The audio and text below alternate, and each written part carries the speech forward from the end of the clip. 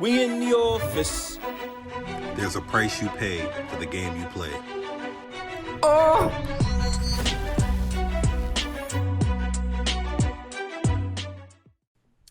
We in the office. Oh. Hey, what's going on, everybody? We have a special episode for you guys on Say How You Feel. Today, we're going to be interviewing a very close friend of mine, like family, my man. Absolutely. Andy Ramirez, right? Thank you guys. Thanks for having me. Big dog. Appreciate y'all. Yes, man. So, like we said, bro, this is a very special episode. I've been trying to get you guys in the same room for a while now. for a minute. Yes, it has been. It's been one of those things. But you know what? I was like, hey, let's have him come on the show and let everybody get to know who he is. Absolutely. Right? So, yeah, man. Just a little backstory. We go way back, man. We've been friends for almost 20 years now. Is it? I would say so. Yeah, damn. Yes, I was 10 Just years about. old. Yeah. Middle Bro, school. that's 2 decades. I know, bro. God damn. Insane. It is Wild. insane.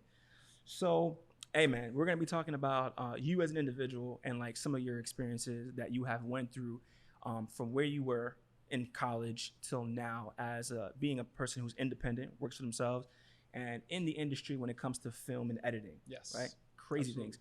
And you have some tea. I have some hot ass tea. Oh, Absolutely. Sounds like it's gonna get messy. It's gonna be one of those things. Some So, people's feelings are gonna be hurt. Yeah. For I sure. love Fuck them. yeah. Fuck Hey. it. Say how you feel, right? So without further ado, man, one thing that I definitely want to talk about and get into is like, so I know like after middle school, we kind of lost touch for a couple years and boom. So you go to high school, you graduate high school, then you go to college. So you want to take us from there, like where did you want to become independent and where did that come from? And then how'd you start navigating into that world is pretty much what I'm asking. Right. You know? I feel you. Honestly, man, it was one of those things where it was through trial and error. When I was in college, this was pre-pandemic, obviously. So like the concept of entrepreneurship was a lot more foreign than it is now. So back then there was no such thing as like thinking about being independent. It was like, who can I work for company-wise to kind of go up the ladder? Right. So in college, me and a couple of my friends, we actually started a small company. We started a company called Pantheon Cinema. And we wanted to be a production company, but we couldn't figure out like how to break into the industry. So a lot of it was just trying to figure out what's something that can get us consistent money and that we can grow. So like every other person who enters like the video production realm, we started with weddings. Okay. And we pretty much stayed there for a minute because like that was the only way in which we can get paid to do what we did. And we tried to do a few projects here and there. We did a few independent documentaries and they were okay, but we weren't really paid for them. Like the real moneymaker was the wedding stuff. So then after college, we were all trying to figure out what to do. One of my professors, I remember he told me, he said, you have to know how to market yourself individually. Right. And I was just, in my mind, I was just like, well, I'm a part of this company. Like, I don't have to, you know, like I can market the company. But he's like, there's going to come a day where you need to differentiate yourself from the company. Like, what is it that you do specifically? And for a while, I thought he was just talking just a bunch Bullshit. of shit. Yeah, just yeah. a bunch of crap. Like, Blowing what the smoke fuck up does my he know? ass. Yeah. Yeah. And then sure enough, he was right. Because then post-college, everyone kind of did their own thing. And the company gradually just kind of like split. So I met up with my boy, who was the president of the company. Me and him ended up working in the same job post-college. The experience for me was fucking abysmal. It was absolutely terrible. I worked for this agency and they were a luxury real estate marketing agency. And I was hired purely on the speculation that I could animate, but I didn't know how to animate at all. Okay. So I remember that interview where the guy, who ended up becoming my manager, he told me, you have 24 hours to learn how to animate or I can't use you. So my boy, like, he was like, yo, like, I got some resources. I can help you get started. And basically, like, that's how it happened post-college for me. I got this job, and I started working with my friend who was a part of the company that we mentioned before. And then within that same year, I asked him, what's going on with this company? He goes, man, we have to dissolve it. Like, we haven't made money in a year as a company. Right. Individually, we have more luck, so it just doesn't make sense for his tax reasons. So we dropped it. So once I started working in this agency, it was like 6 months of intense work. Like I'm talking nonstop, back to back, every single day. Even I remember on my birthday, my manager called me up, fucking screaming at me. On your birthday? On my birthday, bro. What kind of dickhead I shit is lent that? him my camera and he didn't know how to use it, and he has the audacity to get mad at me. So he when I calls did you me a up. favor. Right. Right. So he Fucking calls me dick. up screaming. He's like, I don't know how to do this. I'm in Six Flags, bro. I'm trying to have a good time. Right. And I'm just telling myself at this point, this can't be it. Like, this isn't my life. This isn't what I signed up for when I decided to do this shit. Getting yelled at by people that I know how to do the job better, and this motherfucker's trying to explain to me that I'm fucking up. Yeah. You know what I mean? So I'm just like, sounds like the military. just, Sorry, motherfuckers. But yeah. So it was a lot of that, and then it got to a point with him where I told myself, if I stay here another month, I'm gonna end up killing him. It got just too much for me where not just whooping his ass, like I'm taking gonna his life. strangle him. Like I was having vivid visions of me just like like premeditated murder. Bro, You heard him? absolutely. No, yeah. So listen, freedom of speech Yeah. is not against the law, you know? Yeah. So Facts. like, until I actually do it, Yeah. I'm just talking shit. Or It you is what it assist is. him, or you assist him in Exactly. the process of. So Yeah, there was but this one day where I was really trying to figure out like what the fuck to do because this agency was killing me, but there was potential to make a lot of money. Right. But the problem was, unfortunately, because I was really green, I was new to the game, I made a lot of mistakes, and they held that over my head forever. Even my boy, who ended up was my friend for the company, I felt like I walked into his shadow. So even our dynamic as friends started to change. I was no longer his boy. You're more like his his subordinate. coworker. Yeah. I was exactly His subordinate, his so coworker. then there was like a lot of bitter feelings, and I was talking to my older brother, and I was telling him, man, like this is fucked up. Like this is my life now. And he told me, who said this is the end? And I'm just like, bro, like I can't get anything better. And he told me again, who said you can't? Back in the day, I would think I must have been like 23 or 24. So he just told me, bro, you're fucking getting started. That's right. And he asked me, what do you want to do? And I told him, I don't know yet. And he's like, well, so you figure it out, like fucking quit. There you I was go. like, I can't quit, man. He's like, yes, you can. It's really fucking simple. All you do is go up to the motherfucker, tell him, I can't stand your ass. I'm going to quit. Yeah. And it's that done. And then I go, and then what? And he goes, I don't know. That's the beauty of it. Figure it out. Right? Yo, it's crazy that you mentioned this, right? Because I know we were talking about this a little while ago. When it comes to transitioning, right? People are very afraid of making those transitions in life.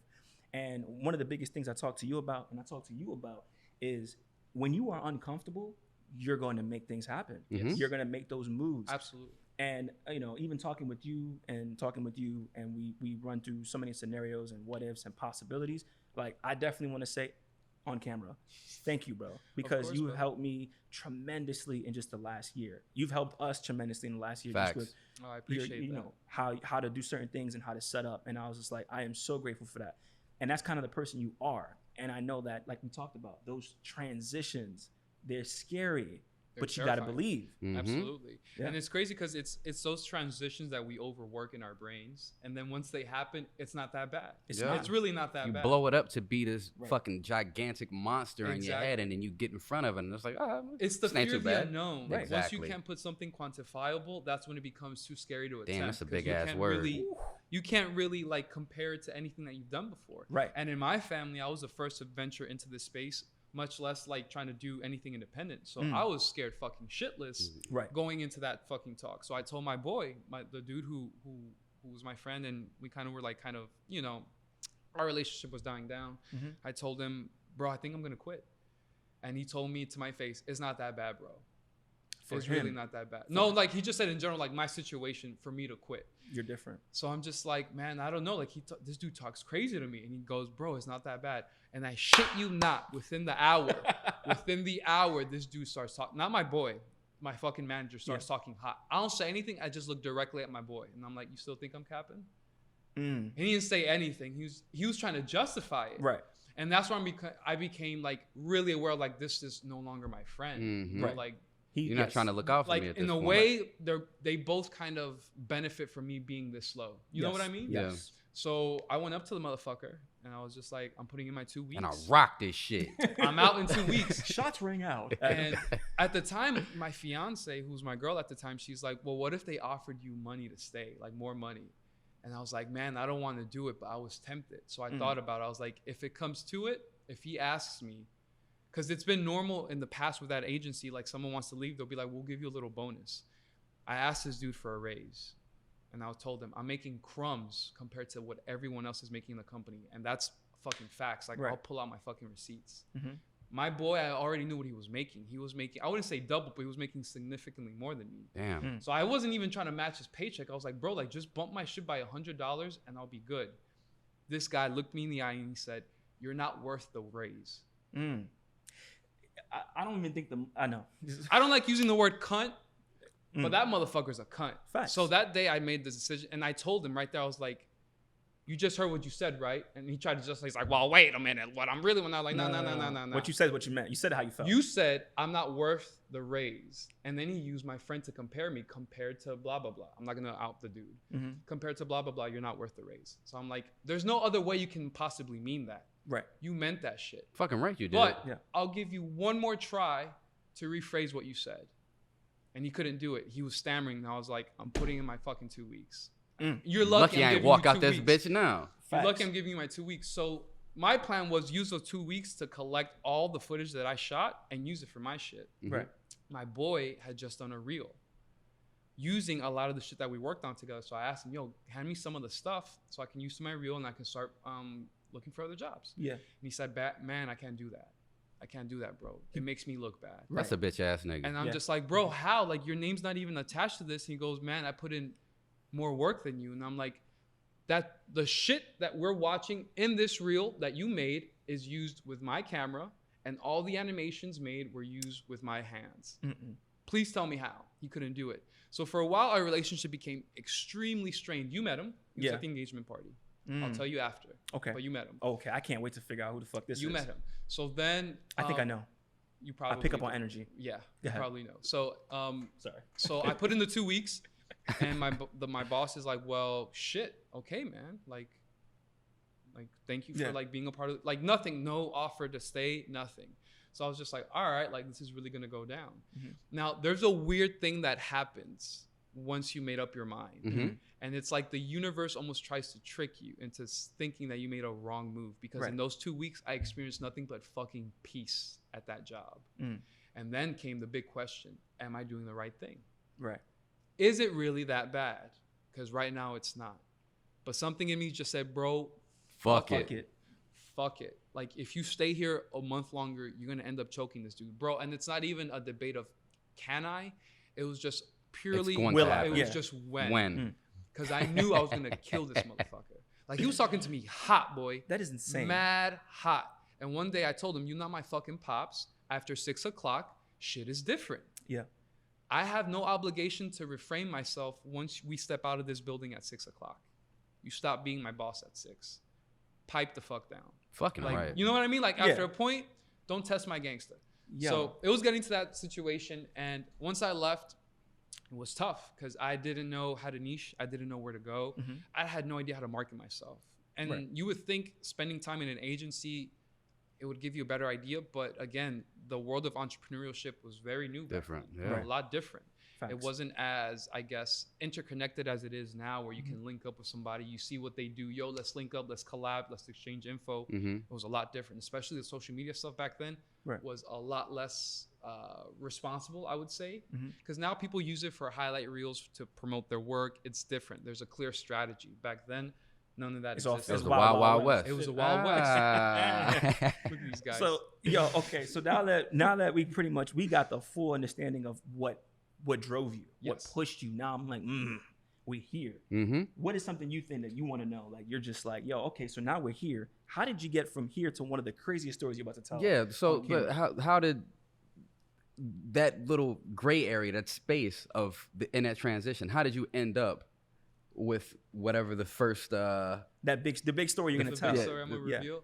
Man, it was also one of those things of trial and error, because right after that, I spent a few months looking for a job. I thought that was the key. I still thought like all I needed to do was just find a place, set a home base, and if I grow it enough, like I grow my status, or so I thought. So I found a really cool startup company at the time, and they were really looking to push out video. That was their main focus. So I came in hot. Like I came in really energetic, but about the 1 to 1.5 year mark, I felt that feeling again of like, man, this can't be it. The experience was completely night and day. Like I had kind of a bitchy manager, but I set her straight once and she never came at me again.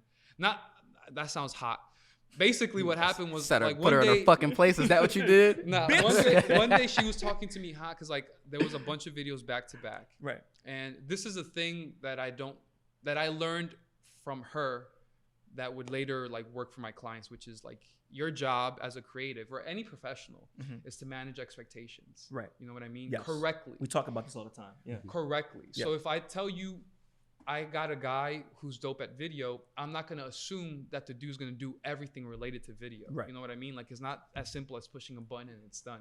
This bitch thought that was that. So she was talking to her superior saying like, oh, he can do 3D. Oh, he can do this, he can do that. And I'm like, 3D requires a different level of payment that y'all not giving me. Let's be frank. Yeah. If you want me to learn 3D, that's cool. We're going to have to renegotiate. Yeah. And she's like, if you can't offer me solutions, then I can't use you. I am offering you solutions. So I'm like, I'm giving you expectations so that you can run it to your boss. Because I don't know what you're telling him. But what you're telling him is not possible. If you want something done in 2 weeks, it'll get done. If you want it to be good, that's something else. So meet me in the middle. What you want? She was mad adamant. So I was like, I'm going to give you the 2 weeks. And I can promise you it'll be the shittiest work that you've seen because that's what 2 weeks gets you.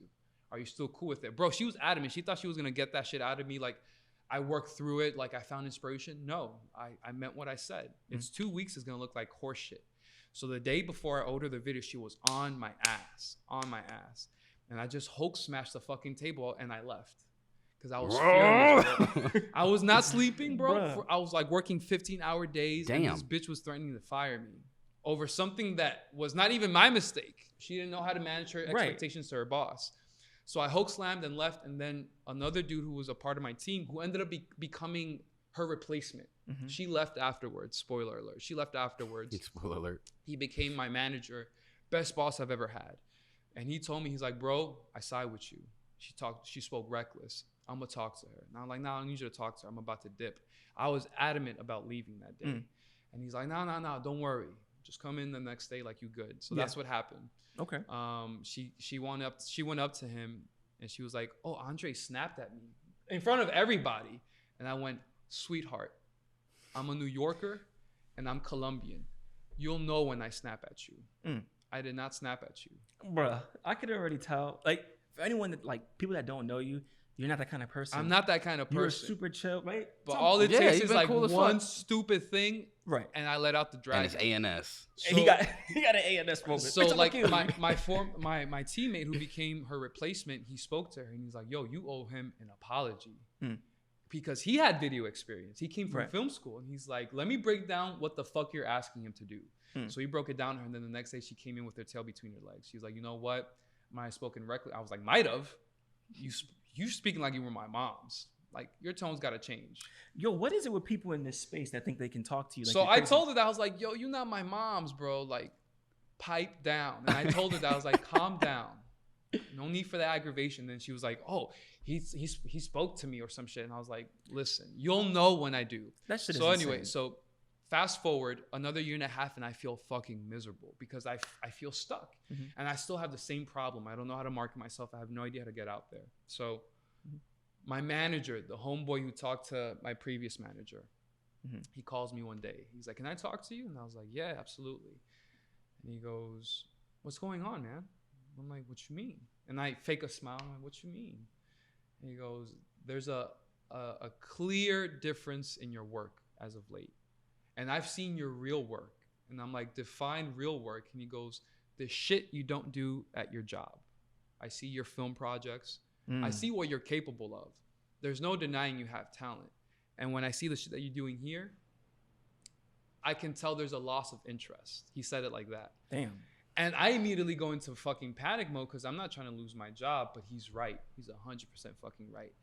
Back then, I took it as him trying to tell me, like, wise the fuck up or I'm going to fire you. But now, looking back, he was telling me, like, bro, this is not for you. Dip. This is not for you. What the fuck are you doing? So what ended up happening was he ended up leaving. Yeah. 2 months after we had that conversation, he dipped. And then once he dipped, I felt the sensation like this is a sinking ship. I really got to get the fuck out. I made the decision in my heart and my mind. I was like, I'm fucking done. Yeah. I'm fucking done. So New Year's Day, 2017, New Year's Right before we Eve. reconnected, actually. Right before we reconnected, actually. Or around the same time, somewhere around there. I tell my girlfriend, I'm like, yo, I'm done. I'm fucking done. And she was like, well, you can't be done. Like, you need a plan. What's your fucking plan of attack? I was like, I don't know, bro. I just know that I felt this before, and I'm fucking done. Yep. I'm fucking done.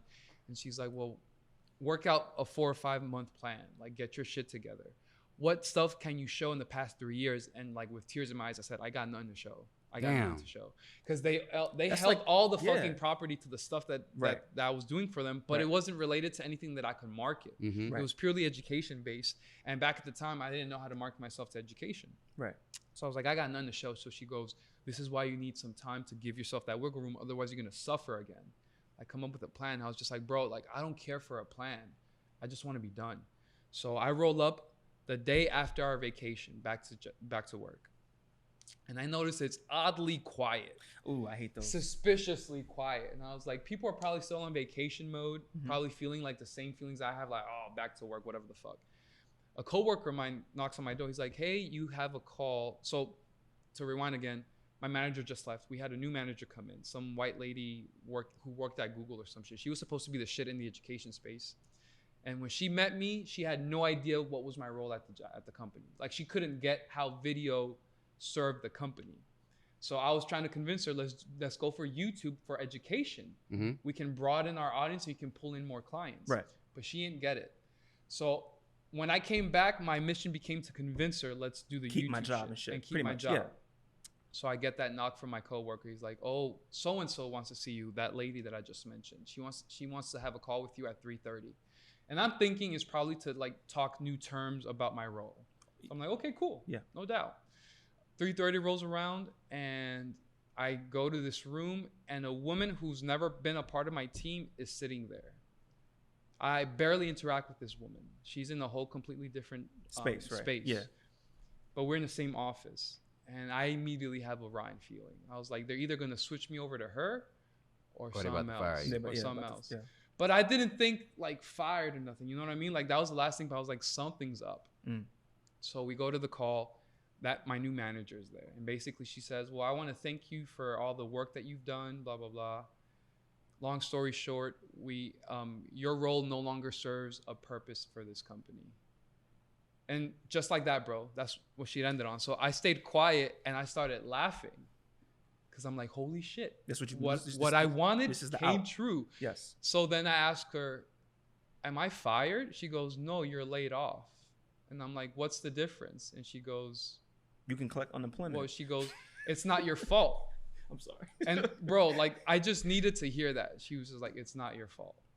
Do you feel like it was your fault? I knew for a fucking fact it was not my fault. Fucking right. I knew for a fact it was not my fault. I wanted her to say it. Because in the event that she would have brought up Carfax, I would have split the bitch a new one. I've been like, listen, you just came in like a fucking month ago. Right. Like, what the fuck do you know? Yeah. Yo, so here's my question with that, bro.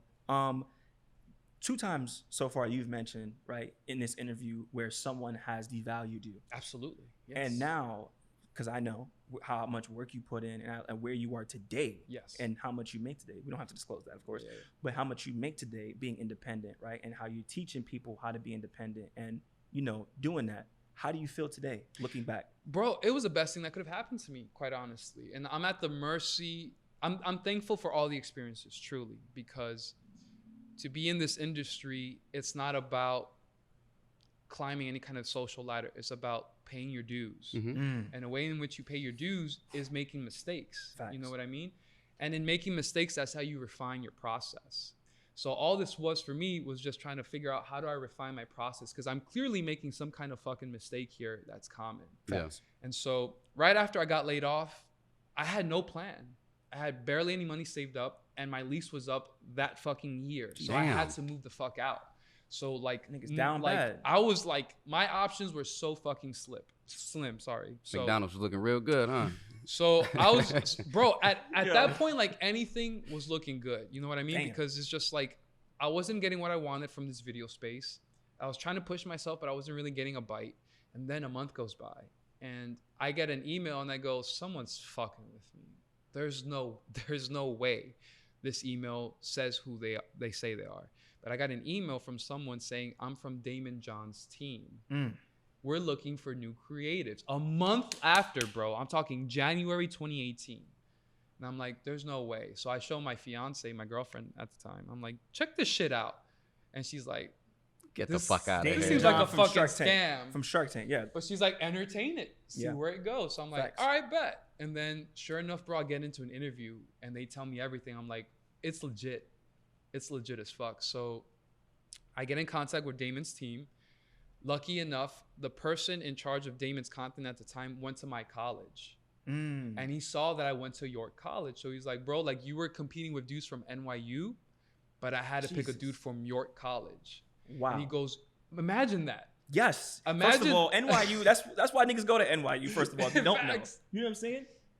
I was trying to go to NYU. I don't know if I have NYU money, but you know what I'm saying? There's Like, no so, such bro. thing as coincidence. no such thing. So he told me that, and I was like, bro, I appreciate that. So I got in contact with them January. The interview started in February. I did a trial for them, which is basically do some mock edits on certain styles. So they wanted one that was a story style, which is basically like, you see that shit on YouTube all the time. It's the inspirational music and a bunch of fucking inspirational quotes like in a compilation. Right. It was one of those. And then there was another one where it's supposed to be like a fun edit, something fast, something hip-hop-y, shit like that. So I did both of them and I didn't hear from them for months. So I was like, oh, these motherfuckers G'd me. Right. They got me for free work. Back to the drawing board. So then May rolls around and I hear back from the team. He's like, yo, we did not forget about you. We were just waiting for the right time. We have a shoot coming up with Damon. Are you available? I said, yes, so motherfucking fast. I was like, Yes, hell fucking yes. Yes. Hell yeah. Hell yeah. Hell yeah. And the rest is history, man. Like I'm indebted to Damon John and his team because that was where my career actually started. It was like after I figured out the 9-to-5 shit ain't for me. And there's a way in which you can do this independently. Fact. And I remember Damon was my only client, but I was doing odd gigs here and there just to get by. My bills were just getting covered, bro. Damn. But I was making virtually no money whatsoever. It was all going to my bills. And then around August, that's when I had a gig with Damon. I did like a week and a half worth of work. That week and a half worth of work equated to a whole month's salary from my other job. Crazy. Plus more. Yo. And that was the day that I was like, yo, I could do this. Right. I could legitimately, I don't need a fucking job. That was the day that I was just like, all right, like this is the route. No disrespect to jobs. Again. No disrespect. absolutely. We get Listen. it. We understand. If you feel fulfilled, Hey, I got a job, goddamn it, shit, it No, is what it listen, is. if you feel fulfilled and your job Yes. is a place where you feel that's content, for it you. offers you the opportunities, mazel tov, like you made it in the game. But for me, who's someone who considers themselves a creative, it's too stagnant. There definitely is a cap in terms of your growth, and like you need to keep it moving. Right. Even in the space that I'm in now, like it's always constantly moving. So I feel like I'm constantly being challenged and pushed. Facts. And it's something that I needed, and I thought that I could have at a job, but it's a whole different animal. It's a whole completely different animal, and it kind of brings out a new fire in you. So Right. Some days I don't fucking sleep, bro. no, exactly. And But you wouldn't trade it for the world, right? Absolutely not. It's don't get Exactly. me wrong. Like it's not fucking peaches and cream. No. Like Yeah. the thing is, it's like I always look at it as an analogy like this. Like you can have a lion who's encaged, Yes. right? Who's in the zoo and they're getting fed, they're getting everything they need. Exactly. Or you can go out there and you can hunt for it. Exactly. And you have that freedom and liberty to continue to do what you want And to it's do. a different level of satisfaction. Yes. You know, Uh-huh, different bro, level of satisfaction. So I get it. 100%, I can dig it. 100%. So, Like yeah. listen, I'm in a stage now where I'm young, so I can say this, but I can give two shits about benefits.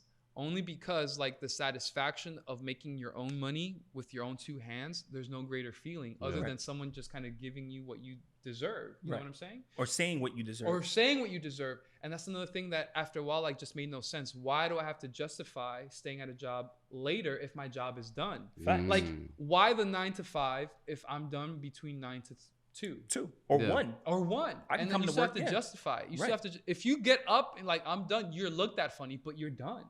Right.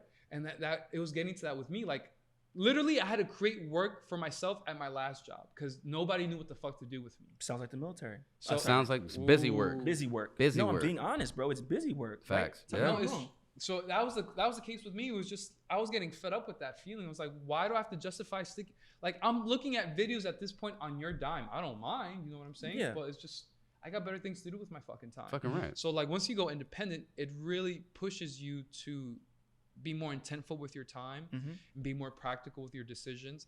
and be more strategic in your moves. And that's something that I feel I couldn't get out of a job for sure. Yeah. Because there's a certain, like, you give up your power to people literally a pay grade above you. You know what I'm saying? Right. And if that's something that you just need the peace of mind where you need to collect a check. That security. Awesome. Yeah. You know what I mean? Like, I get it. I totally fucking get it. Right. But as a creative, who's someone who feels kind of pushed, not just by the money, but by the impact, it's not enough.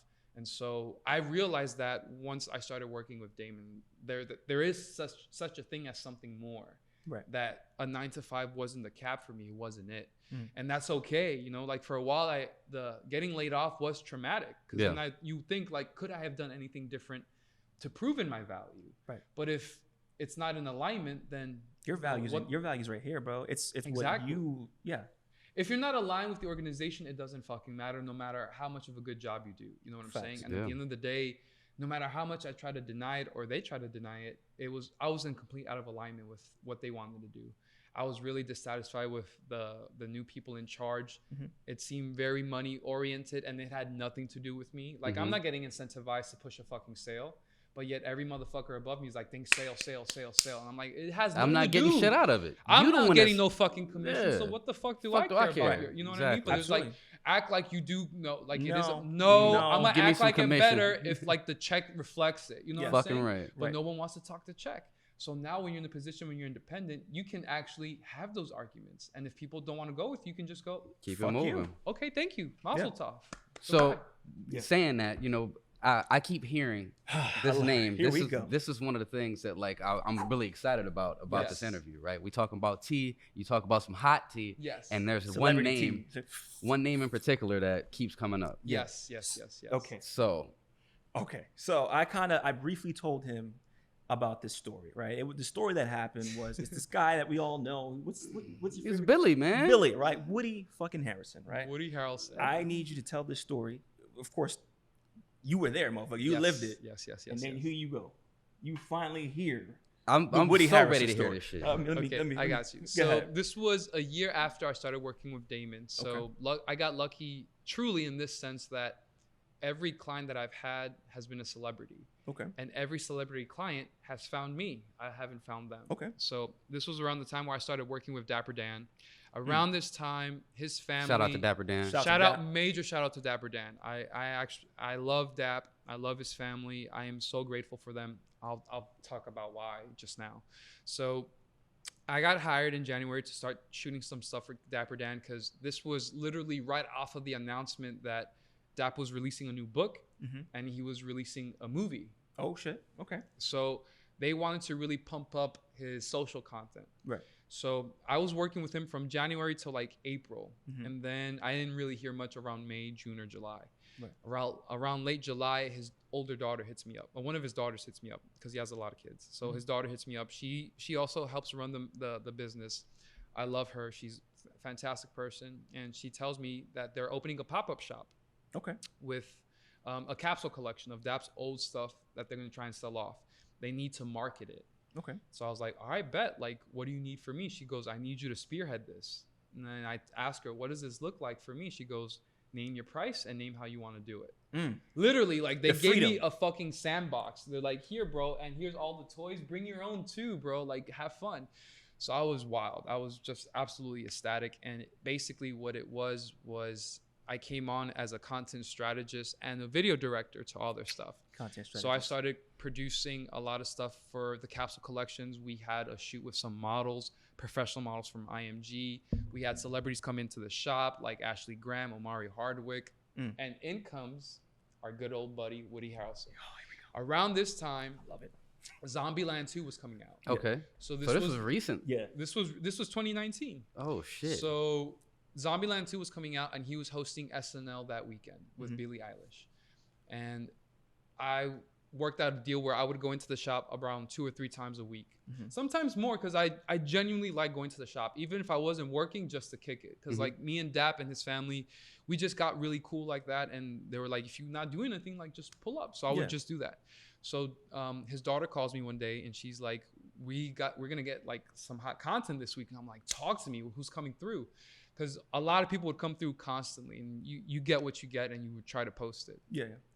So she's like, Woody Harrelson's coming through. And I was fucking hyped because I love this dude. I'm such a big fan.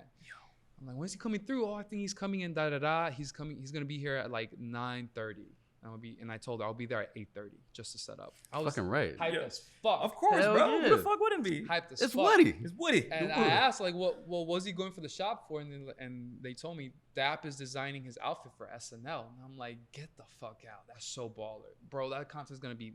And I was just, like, Mind daydreaming. Flabbergasted. The possibilities Flabbergasted. of, like, all the stuff we can get. Right. So I was hyped. I get there 8:30, start setting up, and I wait. And I was also working at the time with a photographer who does content for Omari Hardwick. Him and I ended up becoming really good friends. And that's Ghost, right? Yeah. Yes. From Of Power. Yeah. Okay. So him and I usually pop up at the same time around the shop. Right. He would wait for me to pop in first, because if I popped in first, and he knew he had to come, because I'm coming all the way from Long Island. He's coming in from the Bronx to Harlem, so it's not that bad of a commute for him. So if I'm showing up, like, it's because we have to. So I hit him up. I'm like, bro, I'm here. Woody's gonna pop up in an hour. He's like, I bet, I'm on my way. And I was like, all right, cool. And then a few minutes roll by, and then sure enough, the man of the hour arrives with his wife. They arrive. I see them.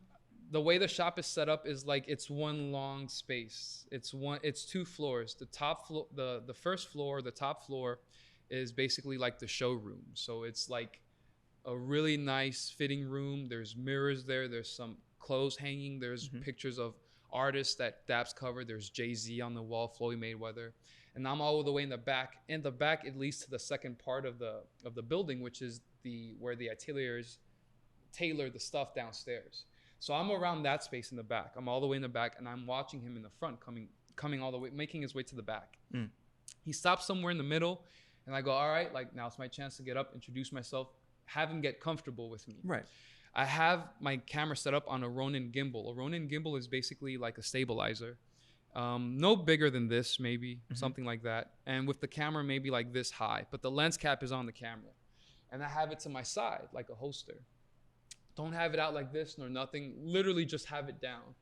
And I walk up to Woody, and immediately, bro, as soon as he lays eyes on me, I get a look. Like a glare. Like the fuck is happening here? Who the fuck is this guy kind of look? And I'm like, whatever. Like, I don't think anything of it, but I noticed the look. I shake hands with his wife. I say, it's a pleasure. Go to Woody Harrelson. I go, Mr. Harrelson, it's a really big pleasure. I'm such a big fan. And he goes, yeah. Are you the video guy? And in my head, I'm going, the fuck you think? Yeah, and what's I'm like, this? Yeah, I'm the video guy. And he goes, okay, are you rolling now? Lens cap is on. No, I'm not rolling. Okay, cool. Yeah, man, just lay it down for a bit. Like, it's making me a little uncomfortable. So I'm like, I no doubt, man. Like, it's all good. Whenever you feel good, like, we'll do that. All right. So no worries. I'm not here to make you feel uncomfortable. I stand to the side, and he's having a conversation with Dap's daughter, his wife, and someone else working the shop. Right. And I'm onto the side going like, the fuck was that? Like there was a look, and then there was a comment, but I'm like, whatever. So I was swifting through like the rack of clothes, minding my own business, not really paying attention to the conversation Woody and them are having. But I could feel a fucking look. Like, that sensation when you know someone's staring looking at you. at you? Someone looking. So I'm like, who the fuck is staring? And bro, sure enough, I shift my head. It's Woody. How was he staring? Show me. Like this. Oh my God. Is he confused Like he about smelled something? a fart. And he's trying to decipher. This nigga This farted. motherfucker farted. This nigga farted. So he's looking at me like that, and then he walks up. He's like, "Hey, can you put the camera down?" And the conversation stops. And I'm like, "What?" And he goes, "You're making me feel self-conscious." Okay, this is the part where I'm sorry, I have to interject.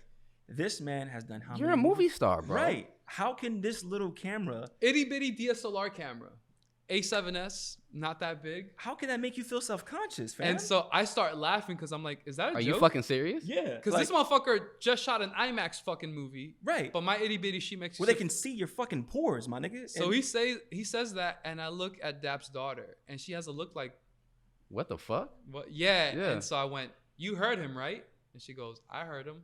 And I was like, "I'm not here to make you feel self-conscious or uncomfortable, Mr. Harrelson. The lens cap is still on. I'll put the camera down." He goes, yeah, I'd appreciate that, man. Like, I just want to break from all the lenses and the cameras. And I'm like, I get it.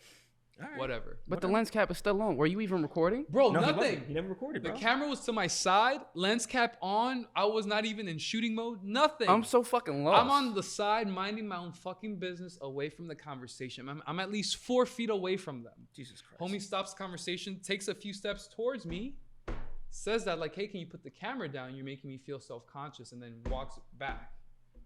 Like he just, like he mic dropped, but it's like the most awkward mic drop that you can possibly fucking expect. Right. So I'm tight, and I set the camera down because obviously I'm not going to force a camera lens in his face. And you know what? Like, he has every right. If he doesn't want to be recorded, I Don't understand record. that. Yeah. However, I'm there to do a job. You know what I mean? Like, I'm not on his dime. I'm on their dime. And so Dap's daughter still goes like, I'll pay you for the day. And I go, I can't do that. Like, morally, I cannot do that. I came here to do some work. I don't get to do the work. How I look like billing you anyway. You know what I mean? Like, look fucked up. And we family, so I'm like, I'm not gonna do that to you. Like, don't worry. Like, I even offered to go there for free. That's how much of a fan I was. And after that, I was like, I should have fucking charged like fucking $800, $900 just to be there for the hour or whatever the fuck. But I was like, don't worry about it. I don't want to. I don't feel I'm sorry, right. my nigga. Did you just say $800, $900 for For an hour? hour? Bro, I'm saying just for dealing with someone like that, you know, like in Yes. hindsight, it would have been even more worth it. See But what I'm talking like, about, you right? get nothing about it. Right. You Yeah. get nothing. So like, Right. I show up for free. And, you know, again, like, I show up for free even on my off days because, like, I love hanging out with Dap, so that's not the problem. The problem was, like, I'm there to do a job, you right. know? So, like, I care about this job. Yeah. Right. I'm thinking, like, yo, if we have Woody Harrelson on Dap's page on the week he's hosting SNL, It's gonna blow bro, the fuck that shit's up. gonna be fucking money. Yeah. It's gonna be money. So I was tight more at the fact that I couldn't get that. I couldn't get that fucking fire footage. So I start texting my boy. I was like, bro, don't show up. And he calls me. He's like, what's going on? I'm like, bro, this guy's being weird. And he's like, Why you being weird to he's me? like, explain to me how. And I'm like, he wouldn't let me shoot him because he said I Yeah. made him feel self-conscious. And my boy goes, wait. Self-conscious? What the fuck you rolling with, a red? I'm like, no, bro, I just have my A7S. And he goes, nah, bro, you sure you heard self-conscious? I'm like, that's a very hard word to not get right. As a, You know as what a I mean? fucking Self-conscious. And he started, my boy's dying laughing. So I'm tight. Whatever. Like, I'm like, all right, whatever the fuck. It don't matter. That shit don't help me with somebody Yeah, laughing. yeah, Like, man, this yeah. shit ain't funny, motherfucker. I'm tight as fuck, bro, because I'm like, damn, like never meet your heroes, right? You know what I'm saying? Yeah, Like, yeah. It's one of those things. So then I'm sitting there and I have a look on my face, and I'm just like, well, I'm gonna chill here till like 12, and then I'm gonna dip out. Yeah. I was gonna grab some lunch or whatever the fuck. You came from Long Island, my nigga. I came from Long Island. That's what I'm saying. You know what I mean? So that rolls through. He's like, oh shit, what we shooting today? And I go, nothing. And he goes, then what the fuck are you here for? Yeah, sorry. Go ahead. You go, all right. So, Sorry, I'm already thinking. I already You're know what's already coming. thinking ahead. I You already know- already know what comes. It's not the worst part. Sorry. Go ahead. So Dap's like, what the fuck are you here for? And I was like, I was gonna shoot Woody Harrelson. And he's like, oh, Woody's here. And he goes, yeah. I say, yeah, he's downstairs. And he goes, why aren't you downstairs? And I go, I make him feel self-conscious. And Dap goes, what? It's just like that. Like, exactly. And I was like, and I just did that. I was like, I don't know, Dap. I don't know what to tell you. So he goes, man, let me talk to him. He goes, Dap does this thing like, bro, don't even sweat it. Like, it's just a gesture. He goes, and he goes downstairs. Like 15 minutes roll by, and I'm still chilling. I'm still staring into space, kind of tight, but I feel a little bit better. Like, once I see Dap, I'll know, like, I'll have a good laugh, and then I can go home, and Right. I'm straight. Yeah. 15 minutes rolls by, and it's like the fucking Flash runs out the fucking bottom staircase. It's Woody, bro, full speed. He's God like, damn. I gotta get the hell out of here, just like that. Saying it to no one but me as a witness. Says it out just like that. I gotta get the hell out of here, and he runs to the fucking front. Like a fiend. And his Fucking wife nuts. comes up right behind him. She goes, yeah, can we open the doors and the windows? And I go, what's wrong? What the fuck? Is he hyperventilating, And cuz? Dab's daughter goes, what's the matter with him? And she goes, I shit you not. He doesn't like the scent of lemon pledge. Shut the fuck up. I swear to you. So He's just like, I I swear to you, bro. I swear to you, You God. can't make this shit up. Bruh. He couldn't stand the scent of lemon pledge. So then Dab comes up, and he's like, "The fuck's going on?" And I'm telling Dab, I'm trying to keep a straight face. I'm like, Dab, she's asking if we can open the windows, and he goes, why? It's fucking October. And I'm like, Woody can't stand the scent of lemon pledge. And Dap, without missing a beat, goes, "Is he high?" I can see that. That's what I would have said, bro. And I'm like, I don't think so. But it's Woody Harrelson. I don't fucking know, because the dude acts like a stoner. Yeah. So it's a gamble, bro. Like, Yeah. you You never know. Yeah, he might be. So on some Dap stuff. literally asked his wife, "Did he smoke before he came?" He's like, "No, we came here like bike riding. Like, he's not high." So then Dap like tells me, he's like, "Oh my god, yo, can you tell my cleaners, like, can they? Because they only speak Spanish. The cleaners, can you tell the cleaners to like open the windows and shit?" And I was like, "You want me to tell them why?" He's like, "Man, I don't know.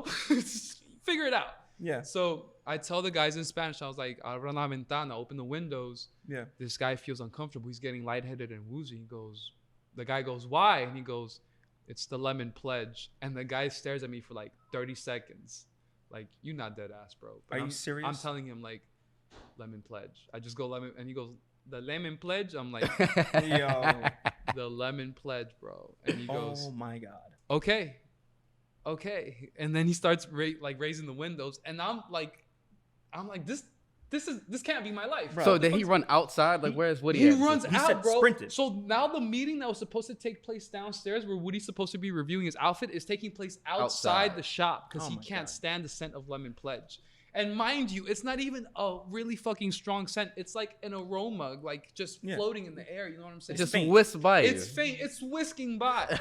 So Dap is just like, "What the fuck?" And I'm like, "Man, I told you, I made him feel self-conscious." He goes, Dap just does that to me. He's like, "Man, get out of here with that shit." So then I go outside. Dap is joking with Woody, trying to lighten up the mood. And at this point, it's the end of the meeting. And they're going around saying goodbye. Oh my god. And I'm tight as fuck. Of course, I'd be mad. But You I live still it. respect the decision that he didn't want to be recorded. You know, Yeah. like, at the end of the day, even if it was weird, he was a gentleman about it, and I have to keep it professional. Yeah. So it is what it is. You know what I'm saying? Yeah. So I go up to him and go, "Mr. Harrelson, it was still a pleasure." And he goes, "Yeah, pleasure." Just like that. And then he leaves. And that's that. And then I look at everybody and I go, "What the fuck, guys?" What the you? Ashton the Kutcher fuck? come out. You motherfuckers are pranking me. Like, what is this shit? And just got Dad's punked. daughter, she's like, "I don't know." Like, and he didn't like the outfit. I'm like, "What's the outfit?" So I go downstairs, bro. It was like a $12,000 suit, like a pajama suit, but it looked flawless. He didn't like it. He's like, "Nah, it's wrong. I want a new one." So Dap's like, "Well, you're gonna have to pay me a new price, Celebrity bro." money, Like, bro. Yeah. bro, it was like 2 days before he was supposed to host. This was on a Wednesday, And Dap had to get him. and pumped Dap out. had to get it before Saturday. Had to get Jesus that shit done. Christ, bro. So that's what they settled, and I was just like, moving forward, we have to do things differently. Because to me, it's not a waste of time. Y'all family, I'll roll through whatever. Even if you want me to roll through to like have fucking like a lunch or whatever, I'll roll through. But if we're talking about logistically, for the sake of this business and for the sake of creating content, things have to go differently. Like, who can we guarantee we can get on camera? Right. So I started to tell them, like, "Yo, we have to pre-screen these people, because how I look coming all the way from Long Island, and motherfuckers feel self-conscious. You know what I And mean? then Movie stars feel self-conscious Movie stars feel about being on self-conscious camera. by fucking me. You know what I'm saying? Yeah. So I'm like, we got to start screening these people. And then once that started, like, it's the work with them started slowly dwindling. And then, of course, COVID hit and things went different. Yeah. But that was my experience with Woody Harrelson, man. It was just an odd experience. I'm grateful it happened. I gotta get the hell out of here. Bro, it's insane. Off of Lemon Pledge, bro. Lemon Pledge. I don't know what the traumatic fuck? experience that motherfucker had with Lemon Pledge, but I don't want it. He I got don't want it. waterboarded I with don't lemon want it. pledge. I don't want that bud that he smoked that just That gave shit me, was like, Lemon Pledge. PTSD. In my head, I I'm see, copywriting that shit. The weed brand, Lemon Pledge. Copyright that. I could see him run up the stairs. Like, I see it. Like, Bro, I it gotta was get the reckless, hell outta bro. here. It was reckless. He was looking side to side. I'm like, bro, Like somebody there's was only chasing one him? way out. I'm here. I'm the only one here. I'm right here. Like, what are you and doing? he says, "I gotta get the hell," bro. It was the hell that's. I was like, what? I thought fire. Like, yeah. I thought fire, bro. So I go down like, "Yo, y'all good?" And I was like, "Yeah, why?" And I'm like, This nigga ran out of here. Like, motherfucker ran out like he was being chased by zombies. He cocaine said, is a hell of a drug. bro. There was like bass to the hell. It was like hell out out of of here. here. It came out of his diaphragm. That shit was Bro, that shit came hell deep. out of here. So I knew he meant business. He was trying to leave. And I'm like, what's happening? And when he said, the wife said he can't stand the scent of lemon pledge, I went. And she said that with a straight face. Bro, I'm like, get the fuck out Bro, of she here, said bro. that like, it's like, Like yo, I'm this. allergic to peanuts. It's like one of those things like, oh yeah, I got you. Yeah. So I was like, fucking lemon Get pledge. the fuck out of here, bro. But if there's anything that I learned by my experiences like that one, and many more that I've had with working with my clients, is that people think making it exempts you from being human, but these celebrities are just as fucked up as us. and just as imperfect as us. Right. And it's the most refreshing thing ever. Not for the fact that you want to celebrate anyone's suffering. That's not Right. it at all. Yeah. It's the fact that we are more close together than you think. absolutely, because if I can relate to you on a human level and understand what keeps you fucked up is the same thing that keeps me fucked up, then I have a fucking fighting chance. I fucking You know hate what I'm lemon saying? pledge too. Yo, that's a crazy concept. Yeah, man. That's a crazy concept, especially when you deal with celebrities on a day-to-day basis. Absolutely. And you work with them. Like all your clients are celebrities. It kind of, yeah. Real quick. So, because you deal with celebrities, Yes. has anybody had you like starstruck? Was there somebody that you just Bro, you so couldn't fucking many, get the bro, words out? so many. I'll tell you the one dude who acted like a complete bitch around, and it's because this dude who he is in the movies, he's exactly the same way in real life. The Rock. Matthew McConaughey. Wow. Would have never He cool saw as that. shit. Matthew McConaughey is the most coolest motherfucker All right. to ever grace your fucking eyes. I was so and Yo. there's a few occasions where Shout out to Matt, bro. Yeah, shout out. shout out to Matthew McConaughey, bro. Dude did the fucking Wolf of Wall Street just beat on my camera, bro. Oh my god. On my I have that for life. I would have fucking put that bitch in a case. Like, Bro, you're staying there I put forever. that shit in I put that shit in like 5 different reels that I made. It's there. I'll show it to you, bro. Okay. It's there. But Oh, he God. did. Matthew McConaughey's the shit, but he's just as suave as he is in his movies. A really cool dude was Ben Stiller. Ben Stiller was a really awesome guy. Really see that. nice, Yeah. I can see down that. to earth, genuine. Like, what surprised me, even though he didn't have to, was he went around the room and greeted everyone individually, shook their hand. My hand was clammy as fuck. He probably was like, And I'm an extreme introvert, so like I'm hearing like Ben Stiller's coming in 15 seconds, and I'm with Damon in the dressing room. Damon's a hardcore Tropic Thunder fan. He's fucking quoting the whole goddamn movie as we speak, and I'm like, you know, like trying to like This nigga get beat the off in his- fucking sweats off my hand. yeah. Sure enough, Ben Stiller rolls. Damon's fucking fangirling. I'm trying to get the sweat off my hand, and I know my shit is still fucking wet as fuck. It's damp as a motherfucker. Moist ass And hands. I'm just like, damn, I'm so sorry, Yo. but I'm gonna go for it. Like, it's Yeah. not every day you get to shake Ben Stiller's hand. So I'm like, Yeah. Lord, forgive me for doing this man such a fucking Disservice. Oh god. But bro, didn't flinch, held my hand like a fucking gentleman, looked me in the eyes like, really nice to meet you. I hope you have a really good day. Solid ass fucking dude. Omari Hardwick, also a really dope ass guy, really fucking Dope. down to earth. I heard he's short, respectfully.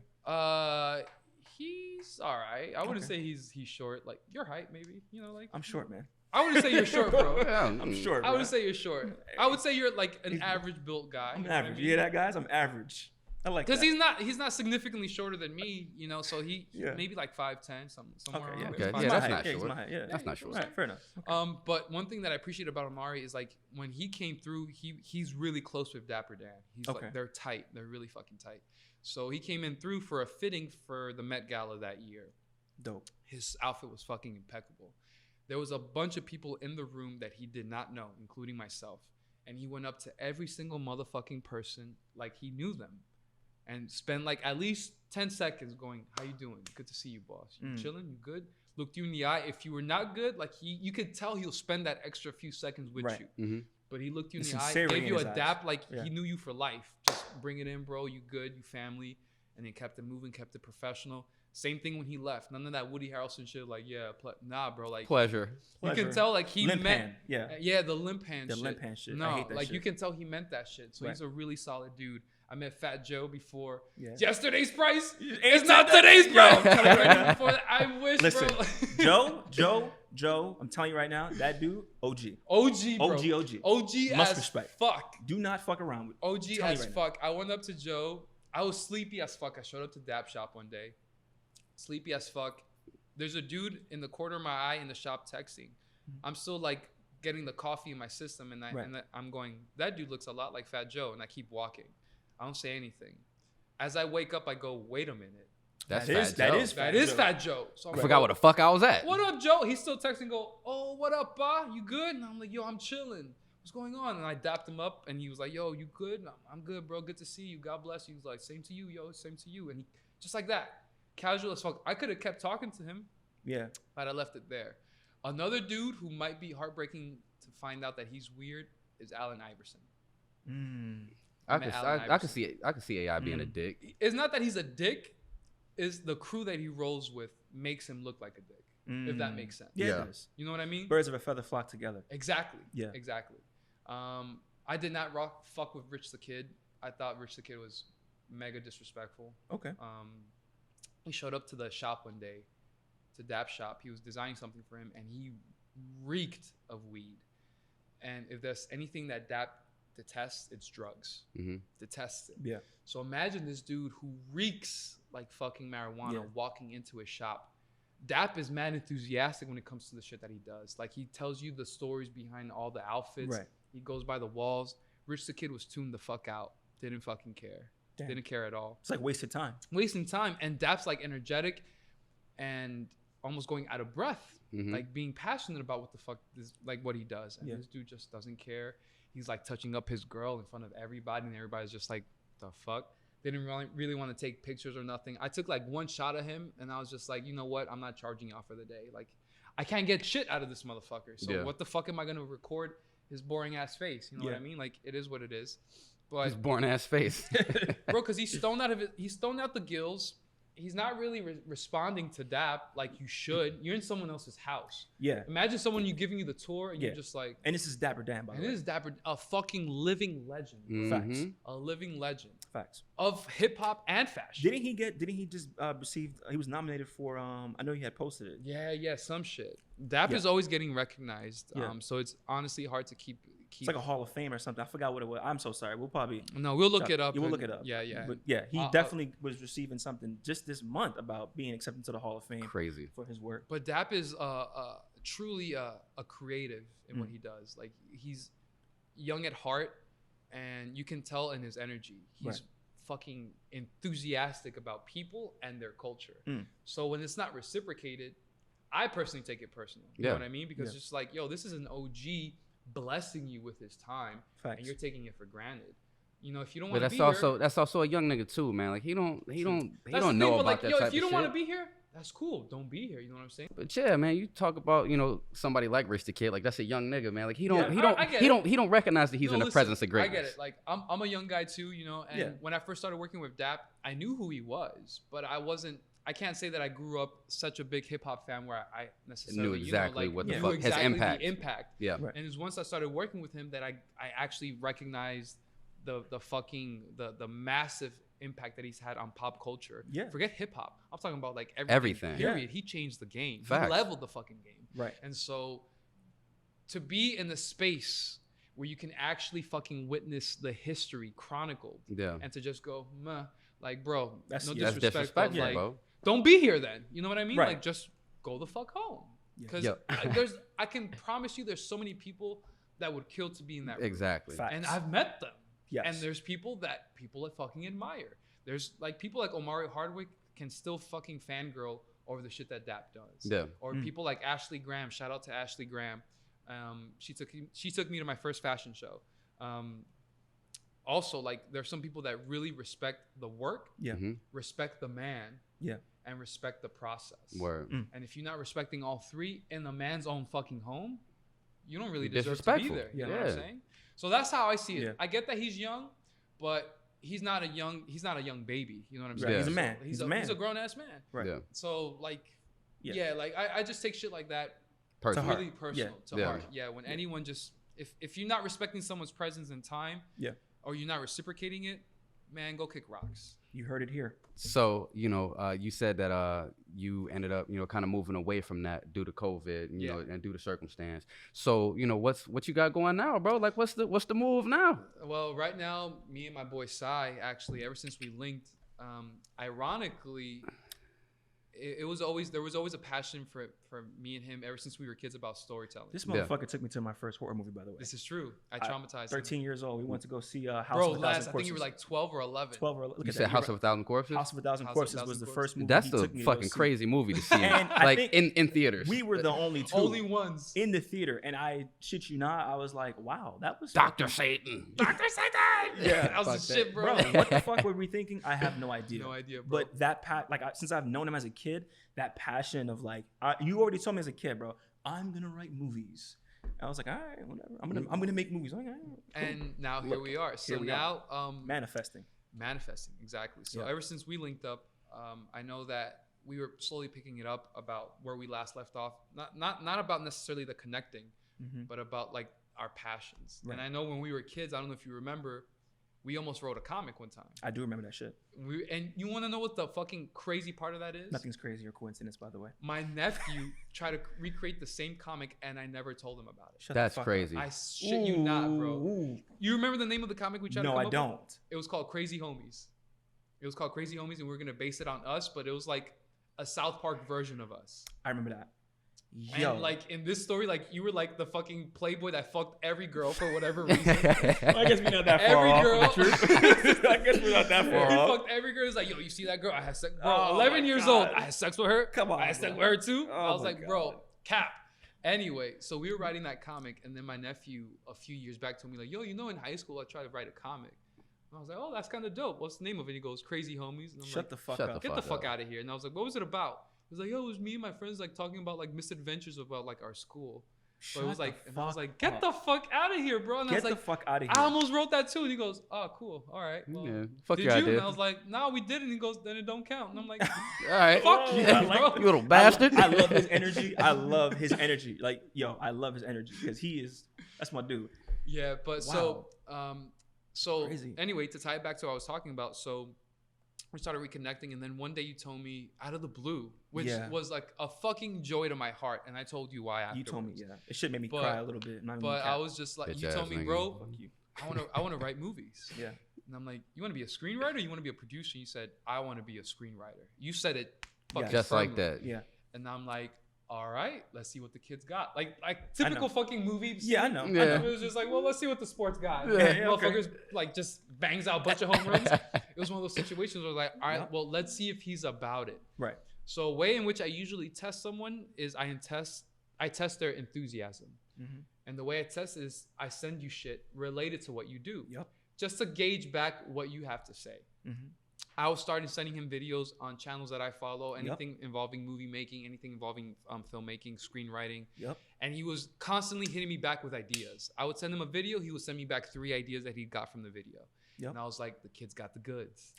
He's got the stuff. He's got the stuff. He's got the the stuff. fucking goods. And that made me mad happy, as I told you, because like one thing that a lot of people don't talk enough about in this industry is finding a tribe. Mm-hmm. People think that the name of the game is to do it alone, but the name of the game is doing it together. You know what I mean? With the right people. With the right people. Right. It's not so much about looking at someone and saying, what can you do for me? It's about what can we do for each other. You know what I mean? And so that was that opportunity where I realized, like, not only do I have one of my closest childhood friends come back into my life, but now he's telling me, yo, what you doing? I want to be a part of that shit. That shit gives you fucking goosebumps just thinking about Hell it. yeah. I got a bunch of friends who are in the business. I got a lot of friends who have been in big productions. A lot of them are scattered around the country, but I finally have someone who's home-based, who I can bounce ideas off of. And then that was the thing that was just like, man, like, there's something here, you know what I'm saying? And then sure enough, we just started talking. He's like, all right, like, what ideas do you got? And we started spitballing each other. And then now y'all in the process. Later, bro, we here. We doing here, it, bro. We doing it. Big things to come. Big things to come. Hell yeah, bro. Want to tell them what we're working on, big boy? No, I don't. I'll let you motherfuckers see it like everybody else. When it's time. Fuck out of here. No sneak peeks here, bitch.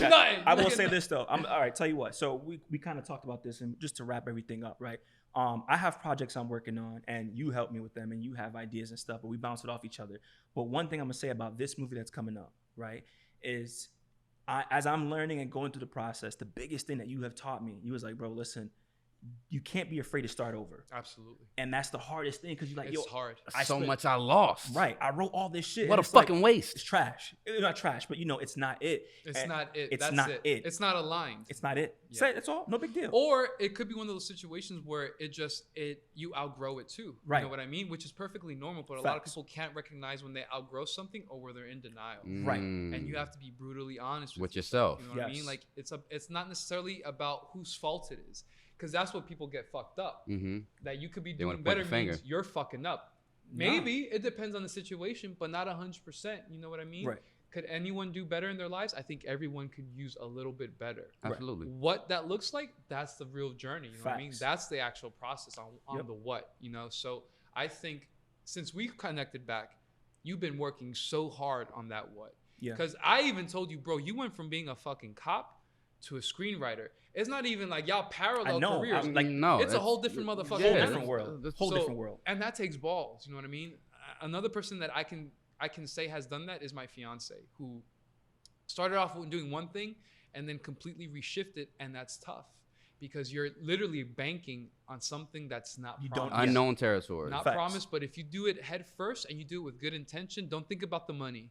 Don't think about the people that you're trying to roll with. Think about the impact and the end goal. Yes. What's the price that you're willing to pay? If anything goes above it, then it's not worth it, honestly. Facts. Name your price. And you always have to name a price. And anything that you walk into, even if it looks really fucking promising and there's no way that you can lose, you can always fucking lose. Facts. Just because you make it doesn't exempt you from problems. I'm probably in the best state of my career that I've ever been.